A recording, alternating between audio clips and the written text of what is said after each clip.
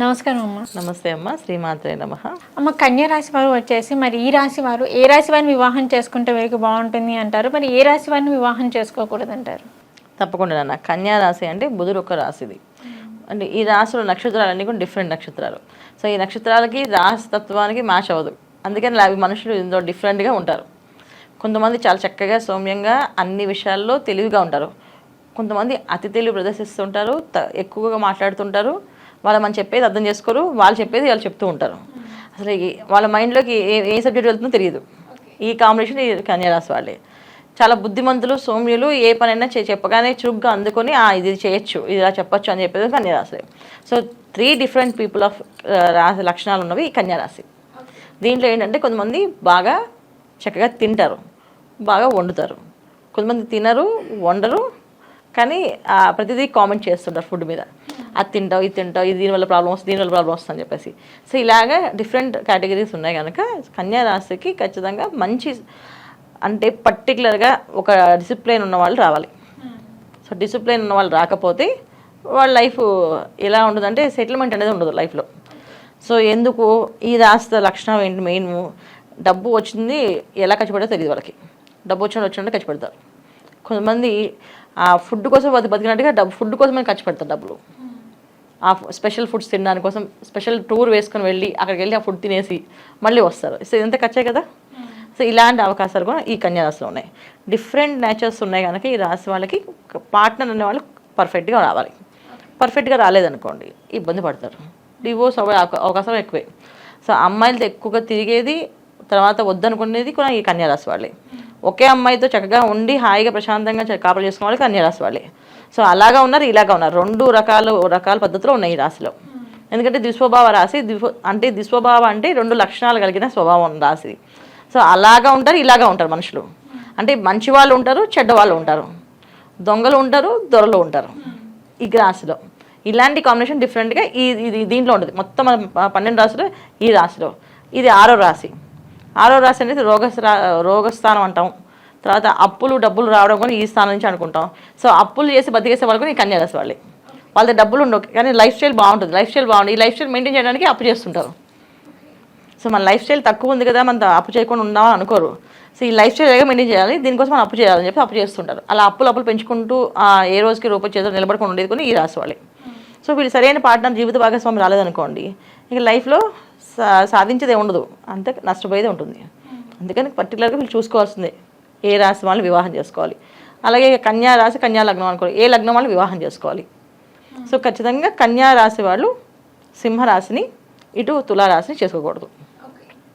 అటు సింహరాశి సింహ లగ్నాన్ని చేసుకోకూడదు, తులారాశిని తులా లగ్నాన్ని చేసుకోకూడదు. ఈ ఇద్దరు కూడా ఈ కాంబినేషన్స్ మంచి కాదు. ఎందుకు మంచి? సింహరాశి వాళ్ళు ఏ పని చేసినా వాళ్ళు ఎదురు చెప్పరు, చాలా ఒబీడియంట్గా ఉంటారు కదా. భర్త తగ్గట్టుగా మారిపోవడం, భార్య తగ్గట్టుగా మారిపోవడం, అది వాళ్ళ లక్షణాలు. సో అందువల్ల ఏంటంటే వీళ్ళు చేసే పనులన్నీ కూడా వాళ్ళ ఆర్డర్స్ కానీ కమాండింగ్ కానీ ఏం చేయరు.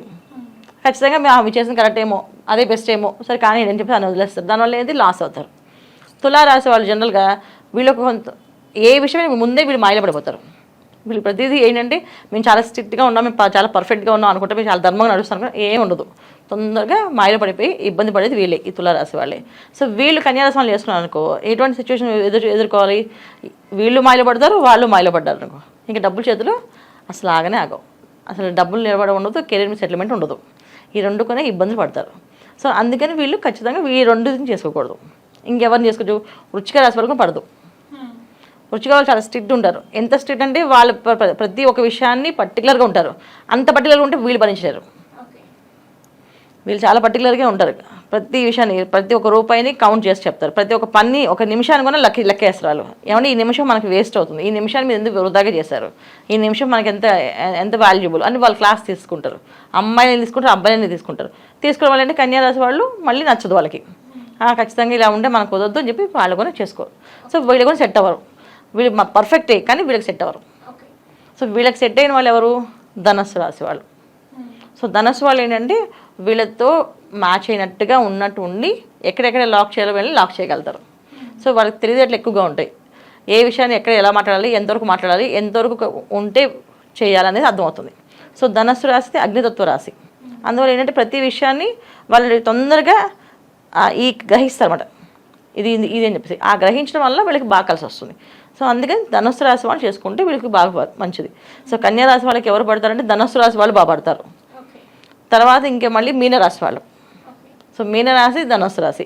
మీనరాశి కూడా ఏంటంటే ఏ విషయమైనా సరే ఫ్రీడమ్ ఇచ్చే వరకు ఇస్తారు, ఇచ్చి తర్వాత టై చేస్తారు. సో ఎక్కడ పట్టుకోవాలి ఎక్కడ మాట్లాడాలనే విషయం వీళ్ళు బాగా తెలియాలి కదా. సో అందుకని వీళ్ళు ఆ విషయంలో మీనరాశి వాళ్ళు ముందు ఉంటారు.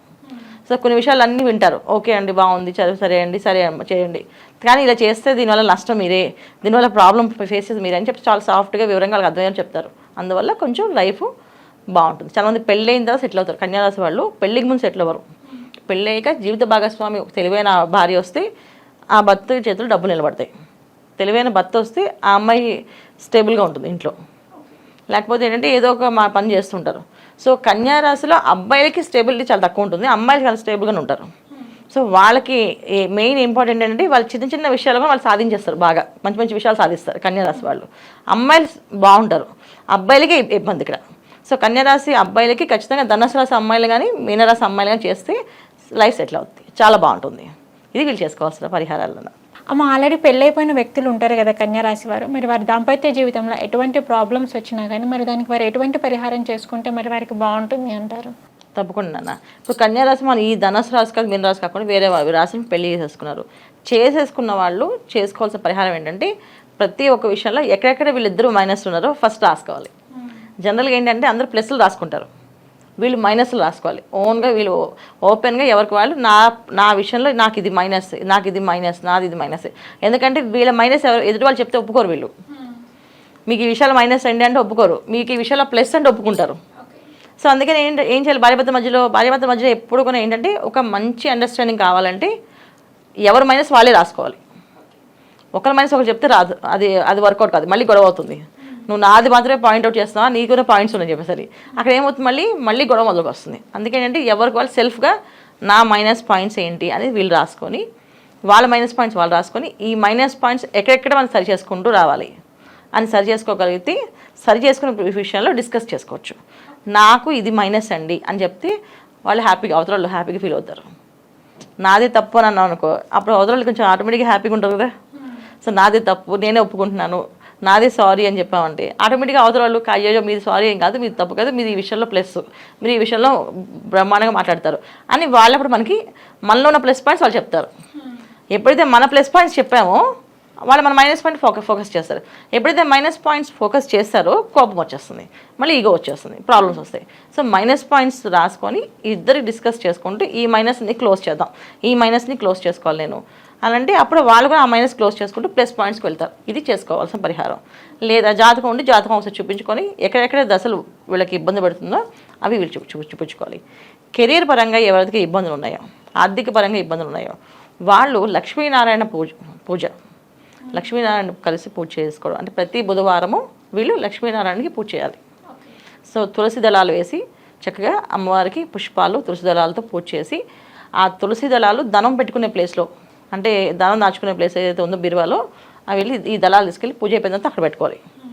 పూజ అయిపోయిన మళ్ళీ బుధవారం రోజు మళ్ళీ సేమ్ లక్ష్మీనారాయణకి ఇద్దరికి పూజ, తులసి మాలలు పువ్వులతో పూజ చేసి మళ్ళీ ఈ దళాలు తీసుకెళ్ళి లోపల పెట్టి ఆ పాత దళాలు తీసి నిర్మాలంలో పడేయాలి, నీళ్ళలో వేసేయాలి. సో ఇలా చేయడం వల్ల వీళ్ళకి ఆర్థిక ఇబ్బందులు లేకుండా దినదిన అభివృద్ధి ఉంటుంది. అప్పులు చేయకూడదని వీళ్ళు నియమం గట్టిగా పెట్టుకోవాలి. మనం ఎట్టి పరిస్థితుల్లోని అప్పు చేయకూడదు. ఎందుకంటే వీళ్ళు అప్పు చేసి వీళ్ళు అప్పు తీర్చలేరు. అప్పులు ఈజీగా పుడతాయి వీళ్ళకి, కానీ అప్పు తీర్చే మార్గం దొరకదు వీళ్ళకి. అందుకని వీళ్ళు అప్పు చేయకూడదని నియమం ఖచ్చితంగా రాసి పెట్టుకోవాలి. వీళ్ళు ఒక గోడ మీద రాసుకోవాలి, అప్పు మేము చేయకూడదు అనేసి.